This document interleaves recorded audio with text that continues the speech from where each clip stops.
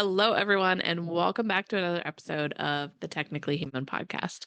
So, I would like to talk to you today about creating your career compass. Have you ever felt like you're working hard, you're doing all the right things, and yet you're not entirely sure where your career is headed? I've had several moments in my career or throughout my career where I have felt that. And most of the time, professionals don't need more information. And a lot of times that's what we seek and that's what we're looking for. Another certification, another body of knowledge, another opportunity or experience. What you need is to pause, take a step back, and figure out and gain more clarity and what it is in order for you to move forward. So, I want to talk to you in this podcast episode about feeling stuck. How many of you, and maybe you're in your car listening, maybe you're walking or you're sitting at your desk and you're listening, if you have felt stuck, raise your hand up in the air for me. If you felt uncertain in your career, raise your hand up for me. If you feel like maybe you're ready for more, but you're not quite sure what that is, raise your hand up in the air. Now, I'm sure some of those have hit many of you. So, why is career clarity so important? Who cares? Why does it matter? Right? It matters because there are so many individuals who hop into their jobs, me included, thinking about when I got out of high school and my mom and my aunt encouraged me to come work for the company that they were working for and that I would find something that I liked. It had to do with office work, being at a desk, and most people like, oh, cringe when they think of that and working away on a computer all the time. But I ended up jumping right into that and didn't really take a step back and think about what did I want? It was more exploration and jumping in. And sometimes it does take that for people. It takes jumping in and then figuring it out. Where do we go from there? Learning to swim, jumping in the pool first, instead of dipping our toes in and trying to figure out what is it that we want. And one of the things that happened as a result of me jumping in and into that career and that life is that it took me some time to really figure out, and it changed over time, right? With the experiences, with the strengths that I gained, with the people that I met, all of the knowledge that I took in, all of those things ended up changing what that trajectory looked like and what I was interested in the next step being. And sometimes that aligned with what happened, and sometimes that didn't. But when we think about career clarity, we think about really understanding what it is that we are interested in. What are those deal breakers? What are those things that we do not want in our career? And it took me a really long time. And it wasn't until much later in my career that I realized what are some of these deal breakers that I absolutely do not want to have in a job. And finding that out by experience, of course, and sometimes that's what it takes. But figuring out what are those things that we desire. So a lot of times I do that exercise of desires and deal breakers. And what is it? Where do we want to go? What are the things that we want? And so many of us, just like I mentioned, jump in to that career, jump into that job and don't really think about what are those desires that we have or what are those opportunities or possibilities that we have and how that can steer us in that direction where our morale is higher, where we're more productive, where we're more interested in getting up and going to work each day. And we don't have that case of the Sunday scaries, right? Thinking about, oh, I have to go to work in the morning, but being a little bit more excited, a little more pep in our step to actually go to work that next day. So let's go ahead and dive in to some of the pieces in this episode. So the first part I want to talk about is why do so many professionals feel stuck? So as I mentioned, it's not necessarily information that's the problem. It's clarity. It's not that we need, and I struggle with this to this day, is thinking that I need to gain one more certification, one more class, one more experience, one more workshop, all of those different things. But what it really is taking that time and thinking through what are those desires? What are those deal breakers? Having that self-awareness to bring about that clarity in us to figure out what is it that truly matters to us and where is that area of passion that we have or that area of interest that we have. I know a lot of people may go into your career and say, "Oh, Tracy, passion is a bit of a strong word to use." I don't know that I would use the word passion when I talk about my career or my development of my career over time. Fine. But things that will interest you, that will intrigue you, that will continue to keep you going versus hitting that wall and feeling like you're stuck and that you need to do more and more. But what it really is, where's that clarity? What are we understanding? Where do we want to go? So we're thinking before we put our toes in the pool or before we dive headfirst into the pool versus just going ahead and doing it. So you have probably heard on LinkedIn, on podcasts, on a lot of different things, there are endless pieces of career advice. And especially right now in this hard, challenging job market, there's a lot of AI tools that can help us. There's a lot of podcasts, there's a lot of LinkedIn content. But I want you to realize, and some people have already realized this when it comes to especially social media, is more information in your face. It doesn't always create direction. Sometimes it creates distraction. Sometimes it creates that comparitis. Is that how you say it? Comparisonitis.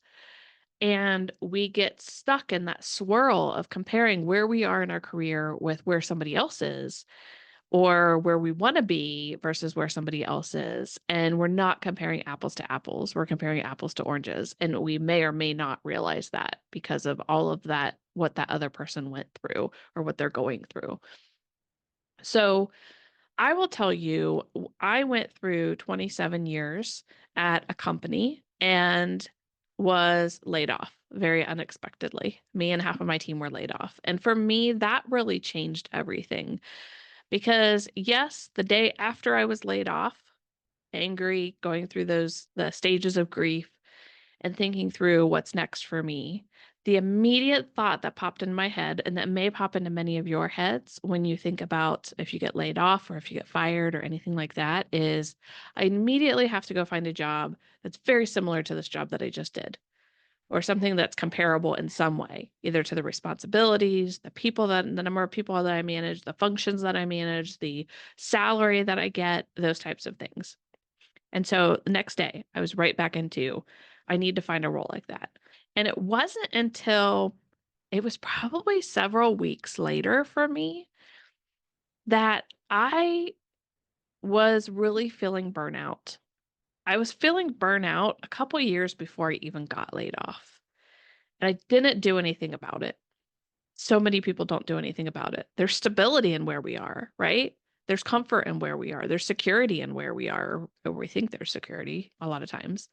And so I wasn't willing to break that cycle of what was happening. It was broken for me, whether I liked it or not. And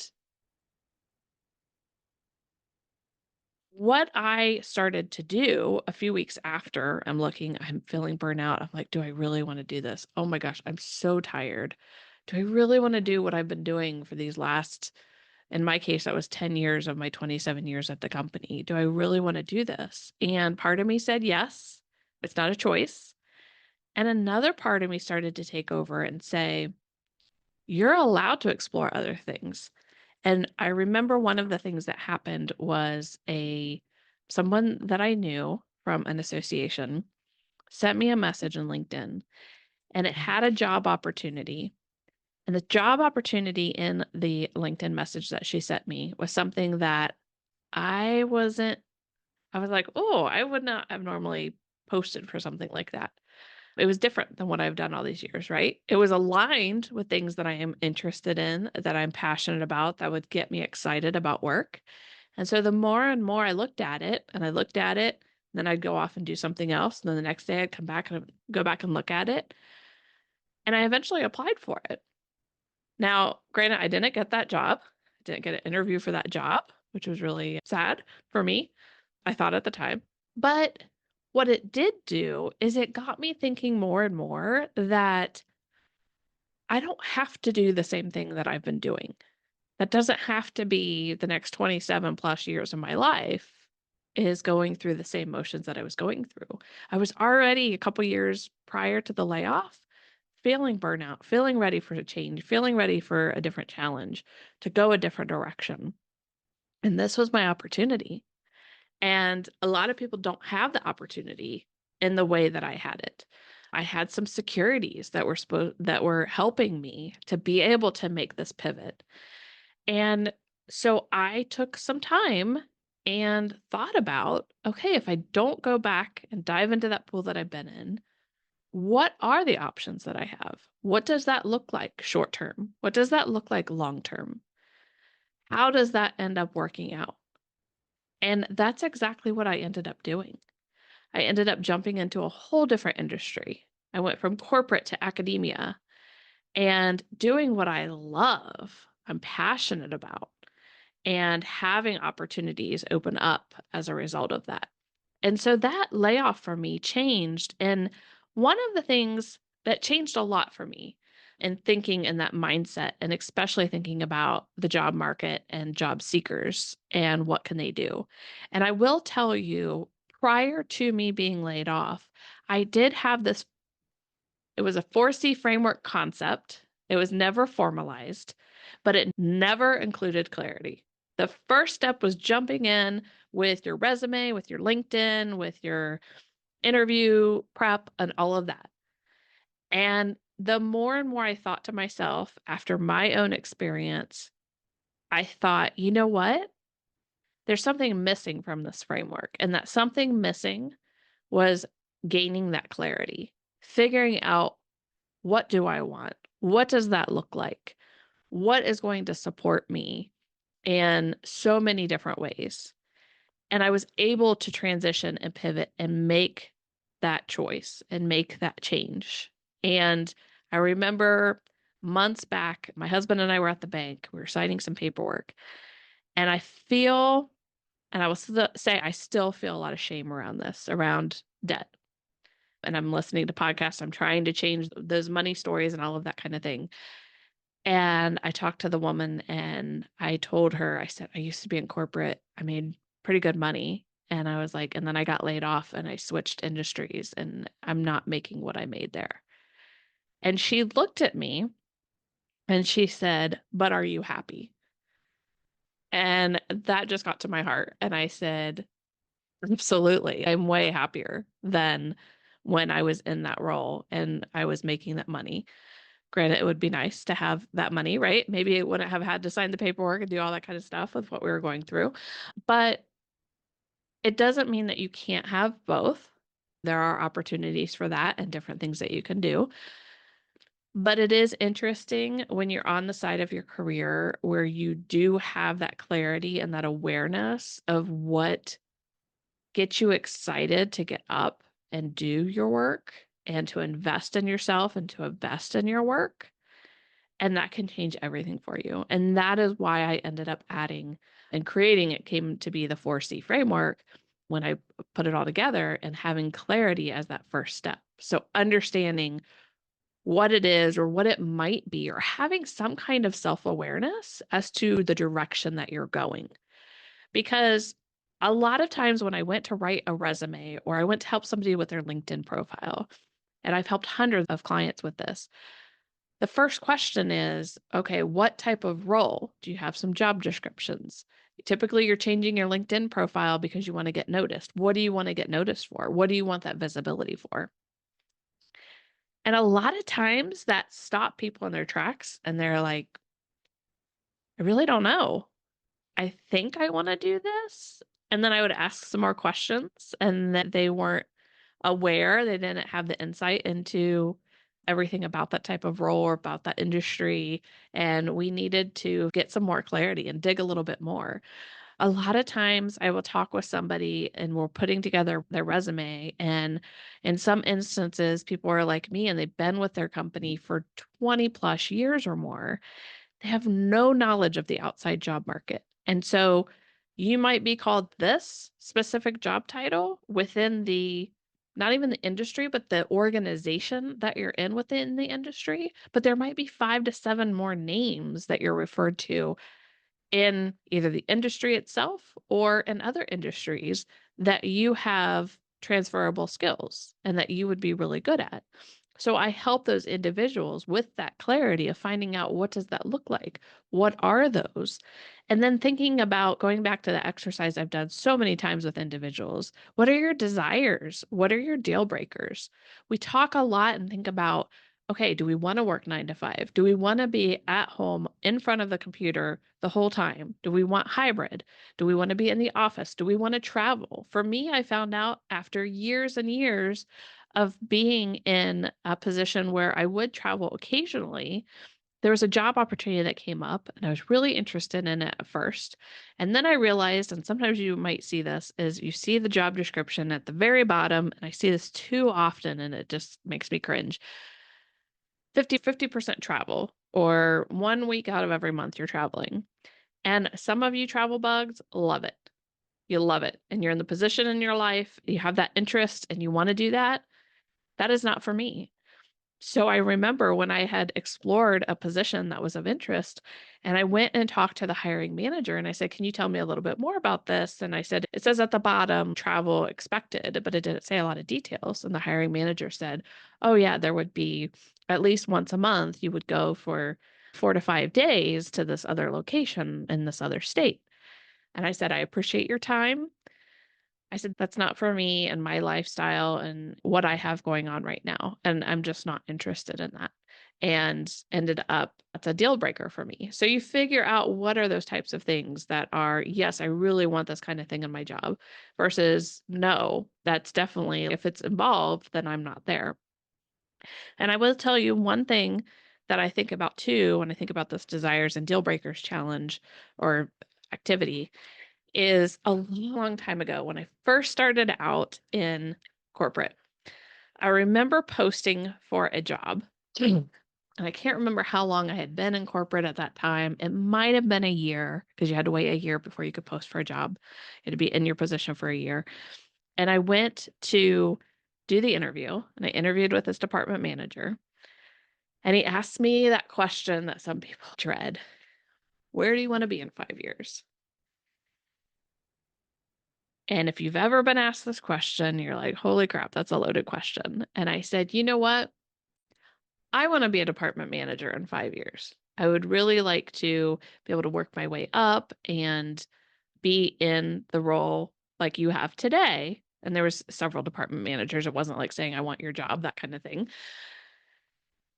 And they said, okay.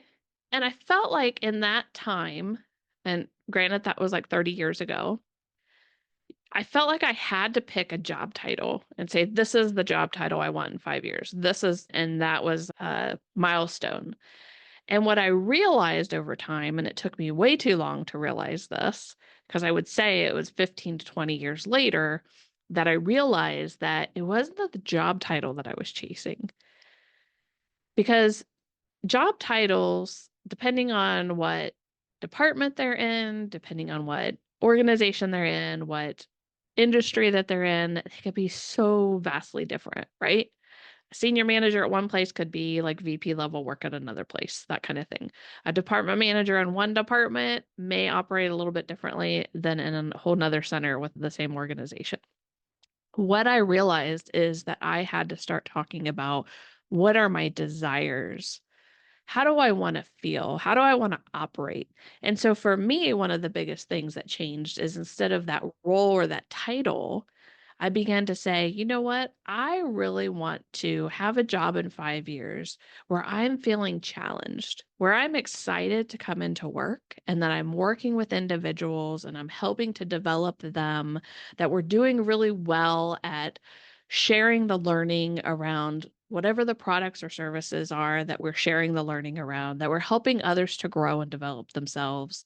Of course, that was a lot, ends up being a lot prettier when you prep for it in an interview, but it started to transition from that role or title, because I don't think that tells you that much at all, especially nowadays, to, what are some of those desires? What do I want, my impact to be? What do I want to feel? How do I want to come across? What does productivity look like to me? What does success look like to me? And those types of things. And so that changed a lot. And I got a lot of clarity from starting to figure out, what are some of those desires and deal breakers. So the next thing that I want to talk about is a career myth. And a career myth that you may have heard or thought to yourself, maybe not so much heard it, but you've thought to yourself, and I've definitely had this over the years as well, is that I need to figure out everything before I take action. I need to have my I's dotted, my T's crossed. I need to know what this path looks like. I need to know down to the nitty gritty, what are the different things? What are the unspoken things in the job description? What does the life cycle look like for this type of role? What does the succession planning look like? What does all of those things? And I will tell you, if you believe that, if you believe that you need to figure out everything before you take any action, you, my friend, are going to stay stuck. Action creates clarity. So remember what I said earlier about sometimes you might stick your toes in the pool and you might want to get more of that clarity before you jump in. Other times you're going to jump in.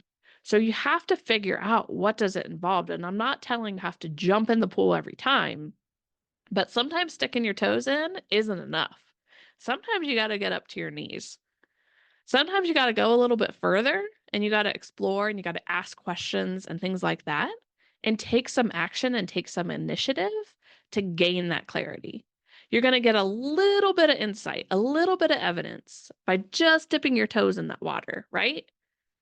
But you're going to feel more of the experience by going a little bit further into that water. Whether you're one of those people that's an adventure seeker that's going to jump right in, cannonball, or you're just going to wade in to maybe your knees or your waist. So I will tell you that I thought for the longest time that I had to figure out everything before I took any action. So I want to share a story with you. And if my mom is listening to this, she is going to giggle because I had gone to my mom before I started my PhD program. And I said to my mom, I had all of my stuff filled out, was ready to hit send on my application. I'd thought about it for a really long time. And I said, Mom, I am really scared. I don't know if I can finish this. And she said, Let me tell you something. She said, when you were in kindergarten and you got done with kindergarten, and you knew your ABCs, you knew how to tie your shoes, like all those kinds of things, you said the same exact thing about going into first grade. Like, I don't know if I can do this. I don't know if I'm ready. And you didn't have that vision of, and you didn't have that security of knowing everything that was going to happen in the first grade. With your PhD program, you don't have the vision of everything that's going to happen in the PhD program. And I will tell you, that PhD program, first grade was a breeze. And not knowing what that future looks like and starting to wade in further and further. So, starting that PhD program, I didn't have everything figured out. I had an idea or a concept of what I wanted to write my dissertation on. I had an idea or a concept of how long is this going to take me? Those changed, right? They changed over time. And I changed over time. And I had to decide, okay, I'm waist deep in this pool right now.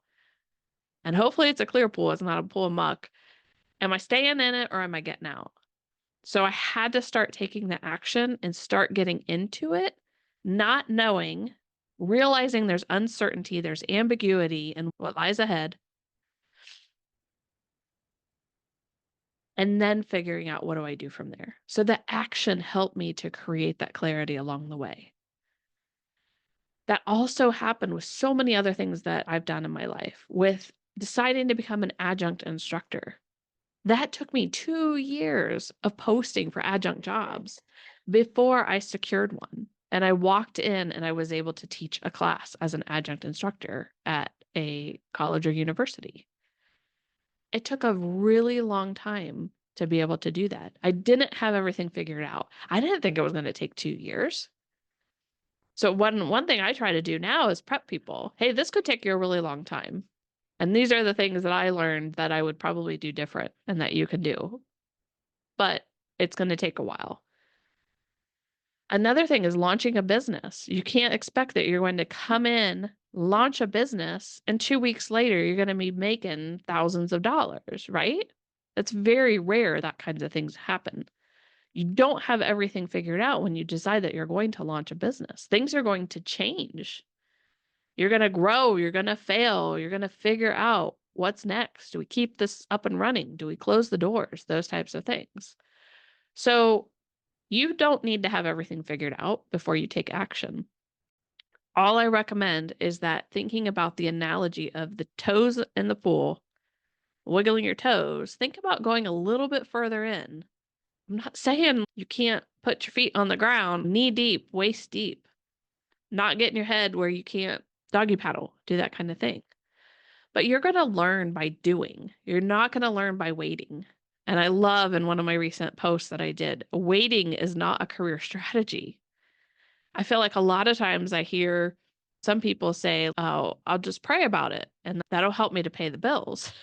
I've actually heard people say that. And I'm sorry if you say this and you believe it. I don't. Yeah, prayer is going to help you in certain ways, but you got to take action. You got to do something. We can't just hope a check is going to show up in the mail, right? We can't just hope that we're going to get this dream job. We got to take some action. We got to start doing some things and not waiting around. We got to take action. We got to take that initiative.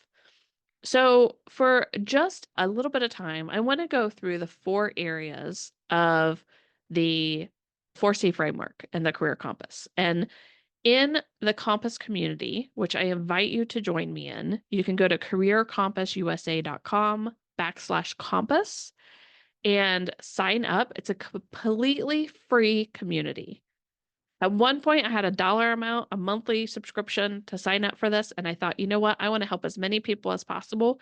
And myself being laid off and worried about where every penny was going, every dollar was going, I don't want there to be a barrier for people to come in and get valuable resources that are in here.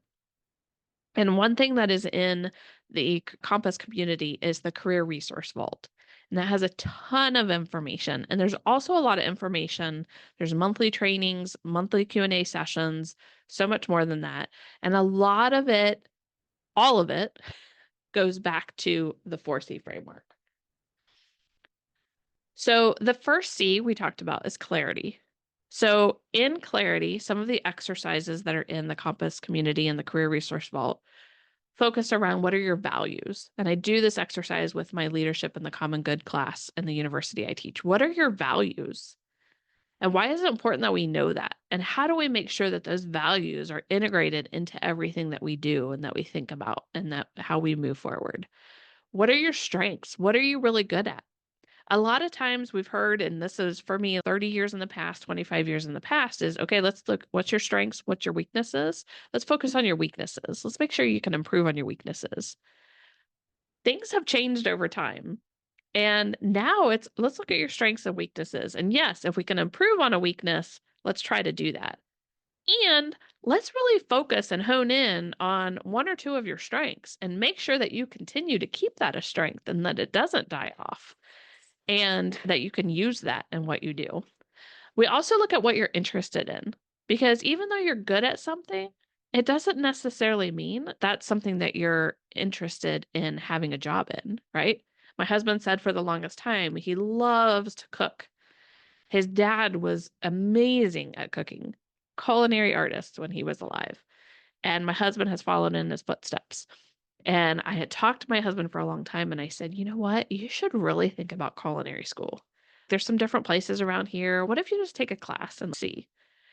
And his response was, I worry that if I have something that I'm interested in and I'm extremely passionate about, and I turn it into something that's more of a job, that I'm going to lose interest. And sometimes that's the case and you have to back off. Other times that really drives and motivates people and they double down on it. So it definitely depends on the kind of person that you are. When we talk about clarity, we're also talking about goals. You have to figure out what is that destination before you take that first step on the journey. Otherwise, you don't even know where you're going, right? So clarity is so important. The next item in the 4C framework is, it was originally communication. I've changed that since to be positioning. So this is where the 4C framework or the framework originally started. It was thinking about how are you positioning yourself? How are you communicating yourself in the world of work? So thinking about what's on your resume? How are you presenting yourself? What's the story that you're telling? Same in LinkedIn, in your profile, and in the use of LinkedIn. What does that look like? What's your career story? How do you tell it? What are the words that you say? In one of the outplacement agencies that I work for, one of the things that we do is make sure with our clients, we early on talk about what is my statement about being laid off. You definitely don't want that to be negative, right? You don't need to say how much you love the company and how much they did for you and all of that kind of stuff. I'm not saying that at all. But you need to be clear on what is that story if somebody asks you, maybe you're in a job interview or something like that, and how do we state that and then be able to move on from there.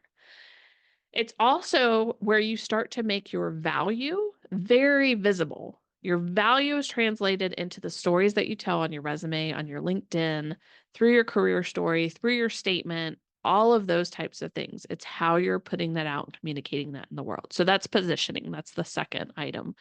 The third item in the framework is connection. And one word I will tell you that relates to connection, where people will cringe, and even I would cringe in the past, is networking.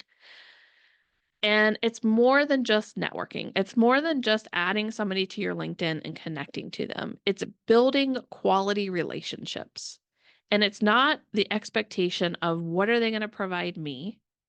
It's thinking about the quality relationships and being able to support and help anyone else and be able to build those connections and also to be able to connect them to other individuals. Connection also has to do with mentorship, being in community.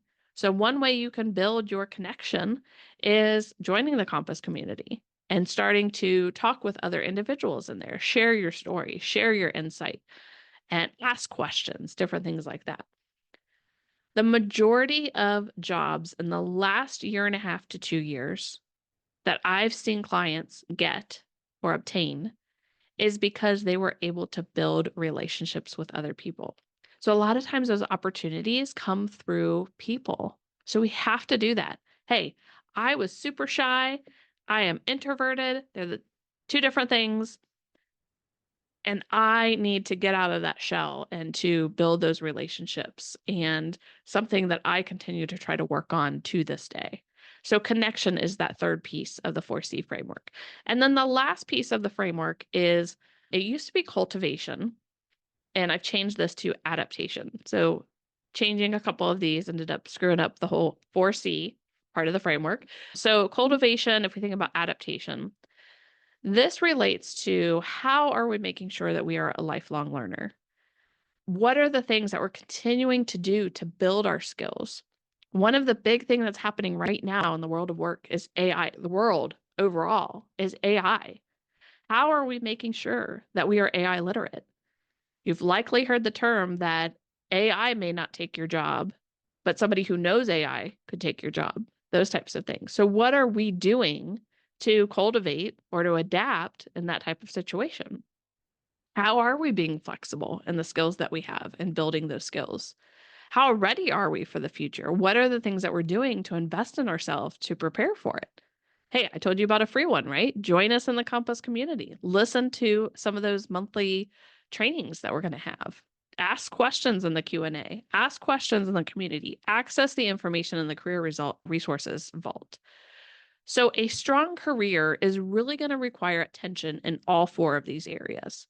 Now, I want you to pause because I don't want you to feel overwhelmed. This is a lot, right?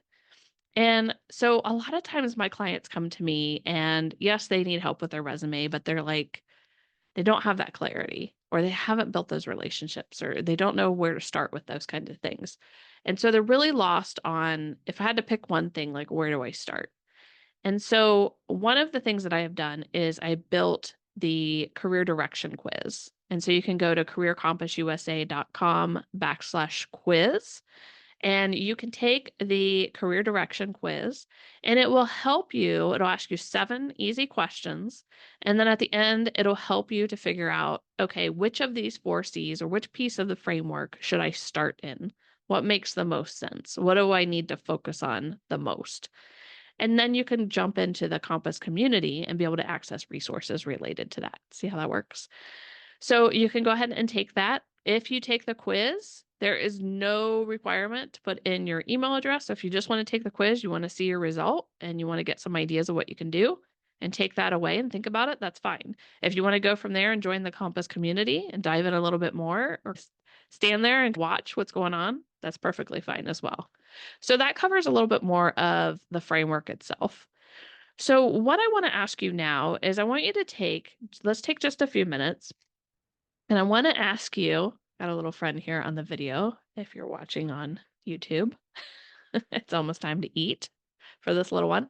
I want you to think about what's working in your career right now. What is working? And if you have a piece of paper, you have your computer nearby, I encourage you to jot some notes down and write down what are the things that are working for you. If you need to pause this, you can. I'm going to ask you 3 more questions. So the next one is, what is not working? What are those things? And maybe this has to do with those deal breakers. So if you take a pause and you decide to do your desires versus deal breakers, and what are some of those things that goes on there on that list? What is not working for you? What is frustrating to you? What maybe causes you some anxiety, stress, those kinds of things? And maybe those are things that you don't want in the next role or the next organization or the next industry. The third question I have for you is, what do I want more of? These are like those wish list things. You're probably in a job and you're thinking, or maybe you're coming out of your last job and you're thinking, oh, I wish I just had more support from my leader, or I wish I had the ability to be a hybrid worker, or whatever that might be. And those end up being things that are on your desires list. So it's what's working is number 1. Number 2 is what's not working. Number 3 is what do I want more of? And number 4 is what do I want less of? And this may not necessarily be a deal breaker, but just that something that you're not wanting to focus on as much. So I was working with a client and she liked to do reporting, but she didn't want to be living in the spreadsheets. So if that's part of a job role, if she had to, and she was getting down to the wire of needing to get into a role, maybe that's something that she would take. But that wasn't one of the top types of roles that she was looking for. And so that could change, and these questions could change what's the type of role that you're even going to get into? What are some of the job titles we want to think about? What are things to think about in the job descriptions themselves? And what kind of questions do we want to ask in these recruiter screening interviews and the actual interviews? Anything like that. So this is really going to help shape a lot of that. So you can start to see where the career clarity piece comes into play by doing this kind of audit and thinking about this. So I really want you to take some time and think through those 4 questions, and maybe you just write them down for now and you take some time to think about it and reflect on it. But it's what's working, what's not working, what do I want more of, and what do I want less of?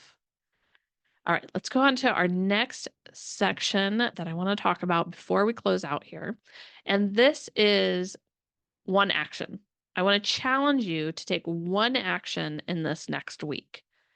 So if you think about it, you're listening to this and think about a week from now, like what do you want to have completed? And this could be one action from any of those 4 C's. Or maybe that action is, hey, I want to go take this quiz. And you go take the quiz. Or maybe the action is, I want to check out this community, and you join Compass.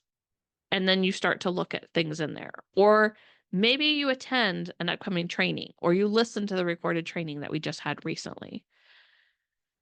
It could also be simple actions like updating your LinkedIn headline. Maybe it's more thinking about your positioning. How do you want to position yourself? And how are you going to update your headline? Which there's tips and tricks in I believe it's in the career resource vault in the community for that. Maybe you want to reach out to a former colleague that you have. I would signal to you if you have been laid off, especially in the last 6 months to last year. Think of your former colleagues and those who you had good standing with, especially. Reach out, give them a recommendation on LinkedIn if you feel that you can, and then ask them for a recommendation. Maybe you want to research a certification. Maybe you want to schedule some reflection time for those 4 questions that we just talked about earlier. Maybe you want to look at some new opportunities, or you want to dedicate time each day or each week to learning more about a certain type of role, or what kind of skills maybe that you need to work on, or getting more literate in AI. And what does that mean? But identify what is one action that you can take within this next week, because small actions are going to start to create momentum. And as you start to do even one small thing related to your career each week, that's going to continue to build. When we think about career clarity, it's rarely going to arrive at one time. It's going to come through by taking action.